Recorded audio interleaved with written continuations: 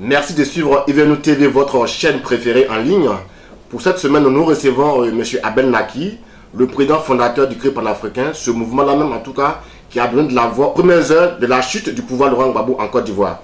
Bonjour M. Abel Naki. Bonjour. Merci de répondre à l'invitation de Evenou TV. Merci. Tout de suite, nous allons commencer cet entretien avec l'actualité.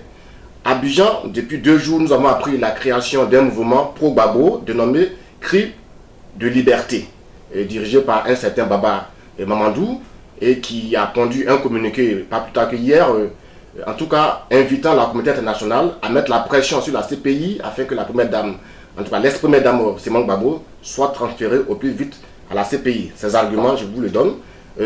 Pour lui, en tout cas pour ce mouvement, pour ce nouveau mouvement de soutien au président Laurent Gbagbo, il va falloir que la première dame soit transférée à la CPI pour qu'elle puisse suivre des soins adéquats et aussi pour qu'elle puisse avoir un procès équitable.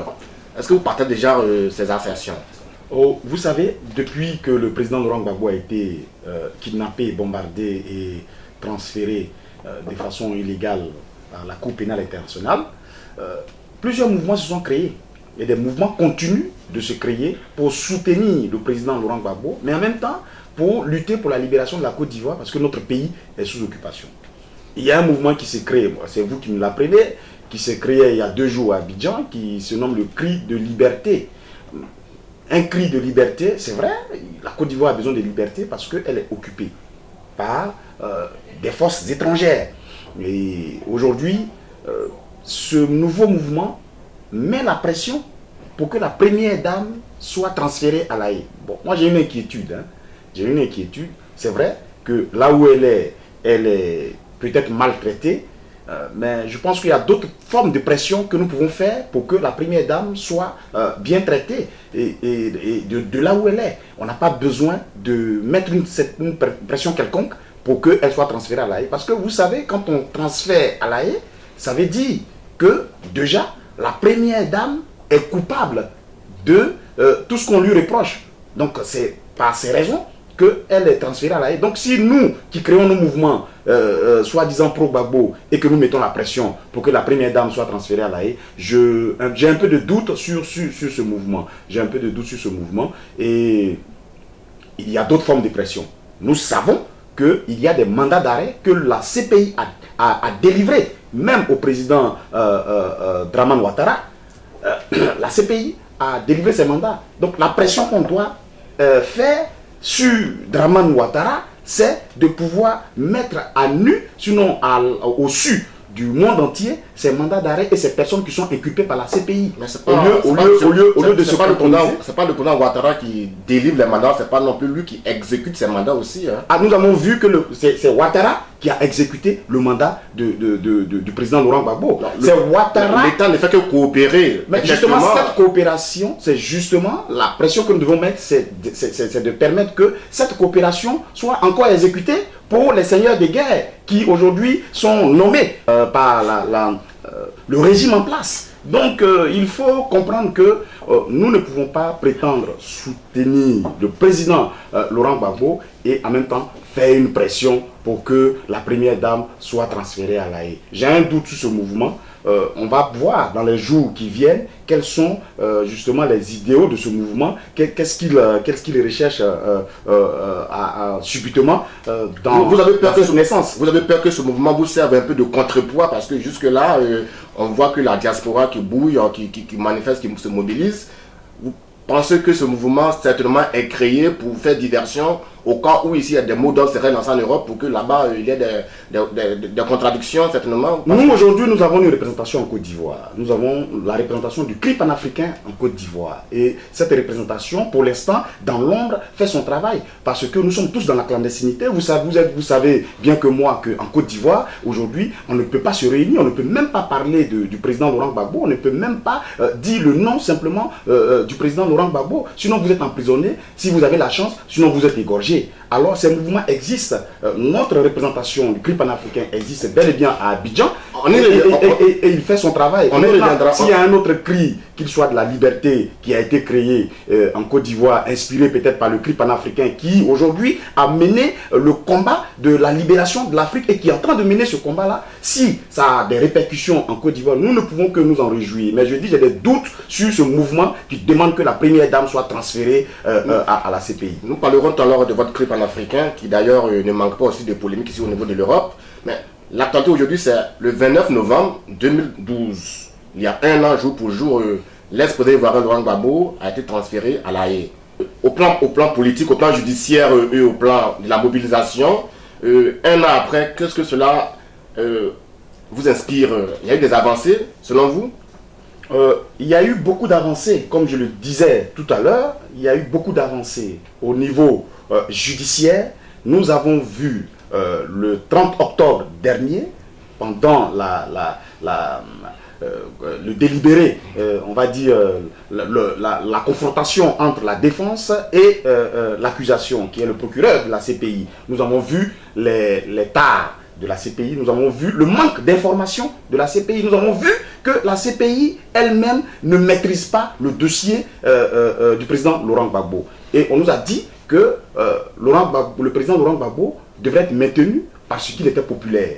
Donc c'est là que nous avons appris qu'il y a un nouveau délit qui a été créé par la communauté internationale, parce que la CPI c'est la communauté internationale, qui est le délit de popularité. Mais c'est une honte pour cette juridiction. Et nous ont dit que le président Laurent Gbagbo avait tellement de soutien et des réseaux qu'il ne pouvait pas être en liberté provisoire. Et nous avons bien vu comment la défense, donc Maître Atit, l'avocat du président Laurent Gbagbo, a si bien démonté et démontré que effectivement le président Laurent Gbagbo était pris en otage par la communauté dite internationale. Donc c'est une avancée juridique, et aujourd'hui nous savons que la CPI, pour se racheter, est en train maintenant de réfléchir s'il ne faut pas libérer le président Laurent Gbagbo de façon conditionnelle. Donc une liberté conditionnelle en se basant justement sur le fait qu'il a été maltraité quand il était détenu à Korogo par Dramane Ouattara. D'accord. Vous êtes en train de dire que le dossier, en tout cas de l'ex-président ivoirien, est vide juridiquement, mais politiquement, vous pensez que des choses peuvent être faites? Politiquement, on l'a dit, quand nous sommes partis à La Haye le 13 août dernier, nous avons dit la seule solution politique, c'est la libération du président Laurent Gbagbo, pure et simple. Ils auront là marqué un grand pas politique dans le monde de la démocratie. Et là, ils auront montré aux yeux de tous que la CPI est vraiment une juridiction qui est équitable. Et aussi, sur le plan politique, il faut bien sûr que les autres seigneurs de guerre soient aussi transférés à la CPI. Parce que lorsqu'il y a une guerre dans un pays, lorsque les gens se battent, il y a des morts de part et d'autre. Et pour ce cas de la Côte d'Ivoire, le président Laurent Gbagbo était encore au pouvoir. Et c'est son pouvoir qui a été agressé. Donc ce sont des agresseurs qui sont venus le déstabiliser. Ça, c'est un débat qui va être mené à la CPI, qui va être mené en tout cas par la défense, et qui va être certainement aussi contredit par en tout cas le procureur. Revenons encore à l'actualité. Tout à l'heure, vous parliez de la mobilisation des Ivoiriens depuis un an. Cette mobilisation, elle persiste. D'ailleurs, demain, il a annoncé une grande marche à la CPI. Vous y participerez? Bien sûr. Donc, ça nous amène là au troisième volet de l'affaire du président Laurent Gbagbo, donc qui est la mobilisation. Vous avez vous-même remarqué que la mobilisation n'a pas faibli. Lorsque nous avons commencé à sortir, bien avant même le 11 avril, les politiques ici, sinon les gouvernants en Europe ici, pensaient que c'était un mouvement qui allait s'arrêter après 2-3 mois. Mais ils ont eux-mêmes compris que la mobilisation ne faiblit pas. La mobilisation continue. La preuve, nous allons à La Haye, c'est-à-dire la nuit de demain, nous allons à La Haye pour commémorer en quelque sorte les 1 an de transfèrement du président Laurent Gbagbo, les 1 an de déportation du président Laurent Gbagbo, parce que ce sont des dates qui sont importantes. Ce sont des dates que nous mettons, nous qui sommes de cette génération, que nous mettons dans notre calendrier politique, sinon historique. Donc nous y allons pour dire au président de la République que ça fait 1 an que vous êtes ici, nous rappelons la façon dont vous avez été déporté. On se rappelle le 5 décembre, lorsque le président disait « je suis arrivé ici sans rien, sans rien. Ce sont des phrases qui sont fortes. Et il a dit à l'occasion, on ira jusqu'au bout. Et c'est dans ce jusqu'au bout que nous sommes aujourd'hui. Et je profite de votre antenne pour lancer cet appel, pour dire aux Ivoiriens que nous allons à La Haye dans la nuit du vendredi et nous arrivons le samedi. Les camarades ont tout mis en œuvre pour que de la place Malibert, nous puissions marcher jusqu'à devant la prison. C'est une marche symbolique, c'est une marche de commémoration, c'est une marche de soutien et c'est une marche pour dire à l'opinion internationale qu'en fait, la mobilisation n'a pas faibli et qu'elle continue. Le CRI panafricain a lancé l'appel. Nous irons tous pour que le président Laurent Gbagbo sente que son peuple est toujours avec lui. Vous avez trouvé la transition, le CRI panafricain vient de lancer un appel. Quand on entend CRI panafricain, finalement, M. Abel Naki, souvent on vous voit dans les cérémonies, en présence d'autres camarades d'hier, d'ailleurs, je veux parler de Willy Bla, Echiman, Kriman, et ainsi de suite, on a du mal à vous présenter différemment. Beaucoup parlent du CRI panafricain pro Willy Bla, CRI panafricain Abel Naki. Finalement, que se passe-t-il en votre sein? C'est quoi le vrai CRI panafricain et qui le dirige effectivement? Vous l'avez dit tout à l'heure dans la présentation, Abel Naki, c'est la note que nous avons reçue. Nous avons fait des recherches sur Internet, on vous connaît aussi, on sait qu'on a l'habitude de vous présenter comme ça. Vous êtes face à nous, dites-nous ce qu'il y a. Ce n'est pas une habitude. Je vais vous dire que le CRI panafricain, il y en a un seul. Il y en a un seul. C'est vrai qu'il y a eu des courants, mais aujourd'hui, la préfecture de police de Paris a mis fin à ces divergences. Elle a mis fin justement à la confusion qui était dans la tête des Ivoiriens. On ne peut pas mener un combat qui est noble comme celui-ci, le combat de la justice, le combat de la liberté, le combat de l'émancipation, de la démocratie, la vraie, et puis être dans des choses qui ne sont pas dignes de ce combat que nous menons. Alors, on ne peut pas avoir plusieurs cris panafricains et s'aimer la confusion dans la tête des Ivoiriens et des Africains qui comptent sur nous. Parce qu'il faut savoir que notre cri, il est panafricain. Il n'est pas que ivoirien, il est panafricain. Et c'est nous, la nouvelle génération, qui devons donner l'exemple de la libération de notre chère Afrique. Alors, la préfecture de police, la préfecture de police oui. a décidé qu'il y ait un seul cri panafricain. Et ce cri panafricain, c'est bien celui qui est sur le terrain. Le cri panafricain de tous ces Africains qui ont poussé ce cri-là depuis le 11 avril, bien avant même le 11 avril. C'est ce même cri panafricain qui est dirigé par votre serviteur. C'est ce même cri panafricain qui mène toujours le combat. Je vais vous dire, le cri panafricain aujourd'hui est représenté un peu partout dans le monde. On est représenté aux États-Unis, on est représenté même en Afrique, au Maroc, en Mauritanie, dans toute la France. Vous avez suivi la caravane de la liberté. Dans toutes les villes où nous sommes passés, ce sont des villes où il y a une représentation du CRI panafricain. C'est le CRI panafricain qui nous a reçus dans les différentes villes où nous sommes passés pour dénoncer l'injustice. Vous êtes en train de nous dire qu'il n'y a plus de CRI panafricain version Bla ou version Abel Naki, ou du moins c'est le même CRI panafricain de base, où il y a un nouveau CRI panafricain avec une nouvelle orientation, une nouvelle dénomination. C'est le même CRI panafricain de base. Il y avait deux déclarations à la préfecture a annulé, sinon dissous l'autre CRI qui n'était quasiment plus fonctionnel. Et à quel moment il y a ce renouvellement des CRI panafricains? Vous savez, lorsque le CRI panafricain, nous l'avons déclaré, il y a eu des signataires. Il y a eu des signataires à la préfecture. On parle du premier CRI panafricain du 11 avril 2011. Du 11 avril 2011, il y a eu 3 signataires de ce CRI panafricain à la préfecture de police. Et lorsqu'il y a eu la scission, ce sont les membres de l'administration. Il faut rafraîchir la mémoire de nos téléspectateurs. Oui. Le 11 avril, vous déposez en tout cas les statuts à la préfecture de police, le premier CRI panafricain, dont fait partie M. Willy Bla, M. Abel Naki et tous les camarades que nous connaissons. Oui.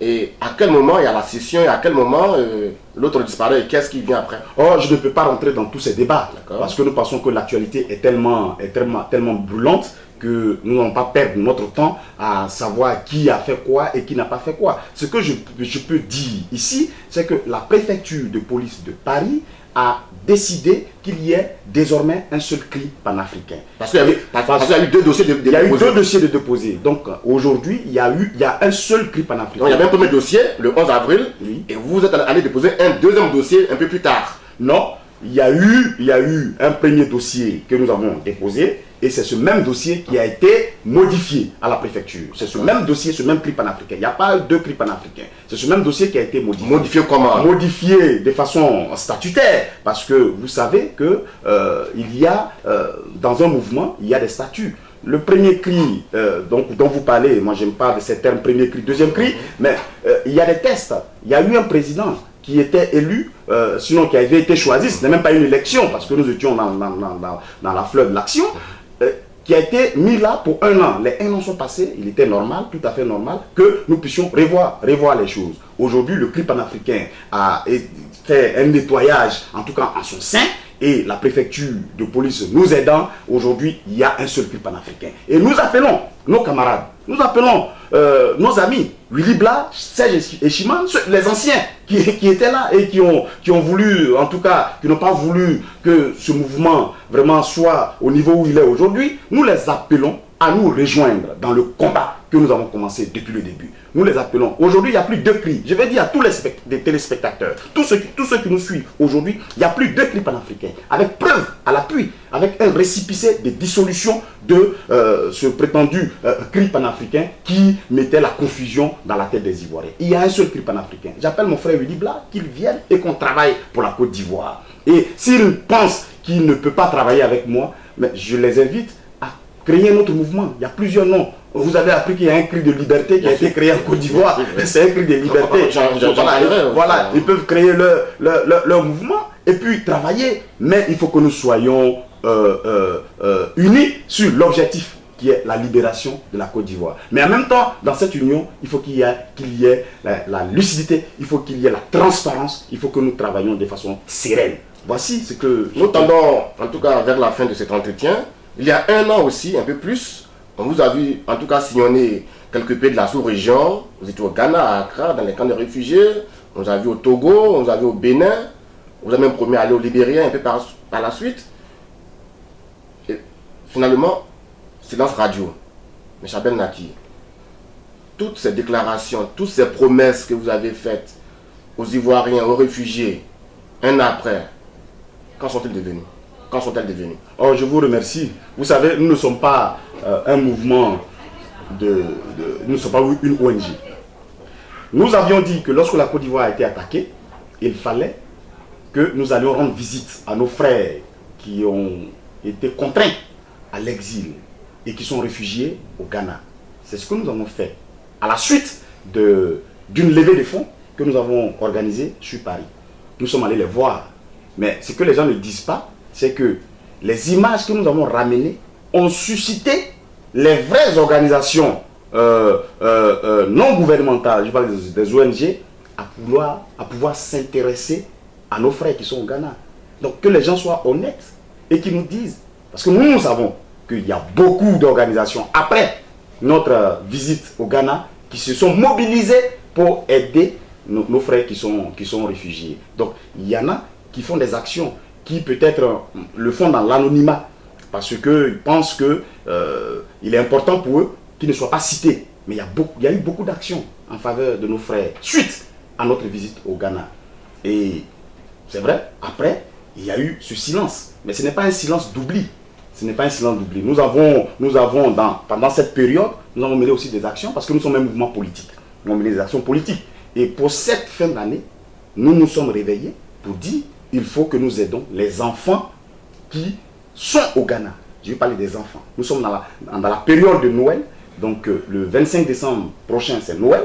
Il faut que nous puissions penser, avoir un clin d'œil pour ces enfants qui sont réfugiés très tôt. Très tôt. C'est une génération sacrifiée. C'est une génération qui demain nous demandera des comptes.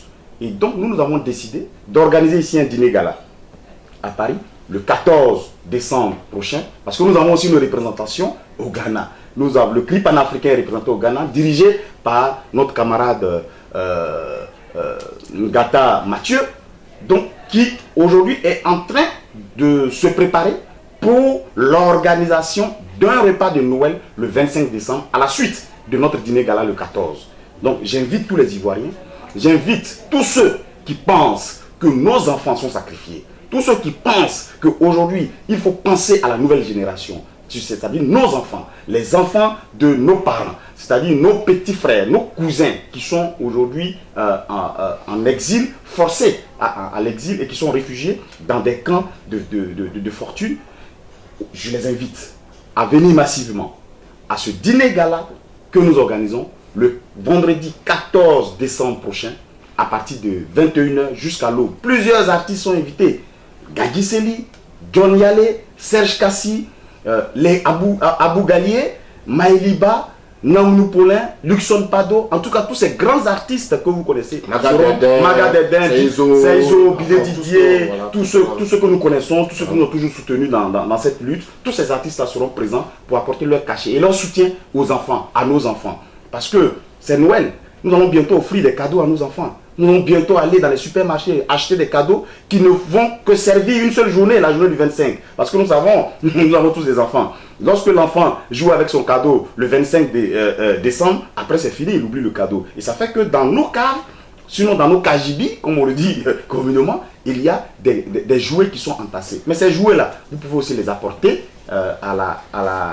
au dîner gala que nous organisons. En tout cas, tous les entrepreneurs, tous les Africains, tous ceux qui pensent qu'ils peuvent faire un geste pour les enfants réfugiés au Ghana, au Togo et au Bénin sont les bienvenus. Nous avons déjà distribué certaines invitations. Nous continuons de distribuer les invitations. Nous pouvons donner notre numéro de téléphone, donc c'est le 06 02 50 18 14. Vous nous appelez et vous réservez votre place. C'est un dîner gala. Donc c'est de l'excellence que nous voulons faire parce que les enfants, c'est la génération de demain. C'est-à-dire, moi je lis un livre qui est la Bible, qui nous dit, montre à l'enfant ce qu'il doit suivre pour que demain il ne s'en détourne pas. Montre à l'enfant la voie qu'il doit suivre pour que demain il ne s'en détourne pas. Si nous apprenons à nos enfants à donner, si nous apprenons à leur donner, je pense que plus tard, ils pourront aussi se souvenir d'autres enfants qui souffrent et qui sont dans des difficultés. Voilà l'appel que le CRI panafricain lance pour cette fin d'année. En tout cas, le dîner gala, c'est pour le vendredi 14 décembre 2012, à partir de 21 h jusqu'à l'aube. C'est un dîner. Donc ils vont venir, ils vont manger, ils vont boire. Et puis, nous allons faire passer des artistes et nous allons distribuer nos enveloppes afin de pouvoir recueillir quelques fonds pour que le 25 décembre, la représentation du CRI panafricain au Ghana puisse organiser ce repas de Noël, qui est un repas symbolique, pour que tous les enfants puissent se retrouver ensemble, pour qu'ils puissent chanter, comment on dit ça, qu'ils puissent chanter la Noël, et pour qu'ils puissent penser au Père Noël, qu'ils puissent penser à cette fête de décembre qui réunit les familles, qui réunit en tout cas les sensibilités familiales, qui ressout le tissu social. C'est vraiment important pour nous de le faire pour nos enfants et nous invitons les Ivoiriens à participer à ce dîner gala. Inviter en tout cas tous les compatriotes ivoiriens et africains, pourquoi pas aussi européens, à venir à ce dîner gala. C'est votre mot de faire. Nous finissons cet entretien en tout cas sur ce mot d'espoir et vous invitons aussi à suivre Ivenou TV, votre chaîne préférée. Merci, c'était Philippe Coupon.